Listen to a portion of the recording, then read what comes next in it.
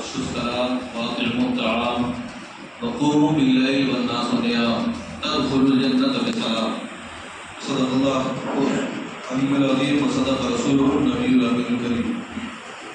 درود پاک پڑھیں اللہم صلی علی سیدنا شفیعنا مولانا. کلام پھیلاؤ، کھانا کھلاؤ، اور جب لوگ سو رہے ہوں اس وقت نماز پڑھو تو جنت میں سلامتی کے ساتھ داخل ہو جاؤ گے. آج بھی شب قدر میں سے ایک شب قدر ہے. ہمارے ذہنوں میں یہ بات ہے کہ شب قدر کو چھپایا کیوں گیا؟ اللہ کے نبی علیہ السلام کو تسلیم نے بیان کیوں نہیں فرما دیا کہ یہی وہ رات ہے جس کا مقام کم از کم 1000 مہینوں سے بڑھ کر ہے اور بہتر ہے. اس تعلق سے دیکھیں گے تو اس وقت کو اور اس گھڑی کو بہت زیادہ اہمیت حاصل ہوتی ہے. اللہ اور اس کے رسول صلی اللہ علیہ وسلم اس کو چھپا دیتے ہیں اور پورے دن کو یا پوری رات کو اس کے اندر شامل کر لیا جاتا ہے. جیسے کہ جمعہ کے بارے میں آیا کہ جمعہ کے دن میں ایک ایسی ساعت ہے، ایک ایسی گھڑی ہے کہ اس وقت انسان جو بھی دعا مانگتا ہے اللہ رب العزت اس کی دعا کو قبول فرما لیتا ہے. تو جو نبی صلی اللہ علیہ وسلم یہ بتا رہے ہیں کہ جمعہ کے دن کو یہ فضیلت حاصل ہے اور جمعہ میں کوئی ایک ایسا وقت ہے کہ آدمی جو دعا مانگتا ہے اللہ تعالیٰ اس کی دعا کو قبول فرما لیتا ہے. کیا وہ نبی یہ نہیں بتا سکتے تھے کہ وہ وقت کون سا ہے؟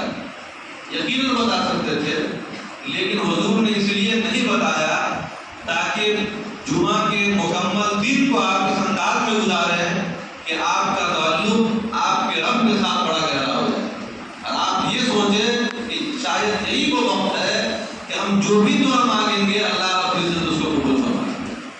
بہت ساری جگہیں ہیں، بہت سارے اوقات ہیں. اس کے اندر جو شب قدر کو اللہ کے نبی علیہ السلام و تسلیم نے یہ نہیں فرمایا کہ یہی وہ رات ہے، یعنی ایک رات خاص نہیں فرمایا. اس کی ایک وجہ یہ بھی ہے کہ اگر ایک رات خاص کر دی جاتی تو عمل مردود ہو جاتا. یعنی آدمی سمجھتا کہ اگر 21 کی رات ہے تو صرف 21 کی رات میں جگتا، 23، 25، 27، 29 رات کو چھوڑ دیتا. 23 ہے تو 8 راتوں کو چھوڑ دیتا. 25 ہے تو صرف 25 کو عبادت کرتا، 8 راتوں کو چھوڑ دیتا. اور اللہ رب العزت یہ چاہتا ہے کہ میرا بندہ اس وقت میری بارگاہ میں کھڑا ہو جب لوگ سو رہے ہیں. اس حدیث کی میں نے تلاوت کی، اللہ کے نبی علیہ السلام نے وہی فرمایا وَقُومُوا بِاللَّيْلِ وَالنَّاسُ نِيَامٌ تَدْخُلُوا الْجَنَّةَ بِسَلَامٍ. جب لوگ سو رہے ہو اس وقت کھڑے ہو جاؤ اور اللہ کی بارگاہ میں نماز کے لیے کھڑے ہو جاؤ تو تم جنت کے اندر سلامتی کے ساتھ داخل ہو جاؤ. ایک روایت میں اللہ کے نبی علیہ السلام و تسلیم نے فرمایا کہ فرض نمازوں کے بعد سب سے زیادہ جس نماز کی اہمیت ہے وہ صلاۃ اللیل ہے، یعنی رات میں پڑھی جانے والی نماز ہے.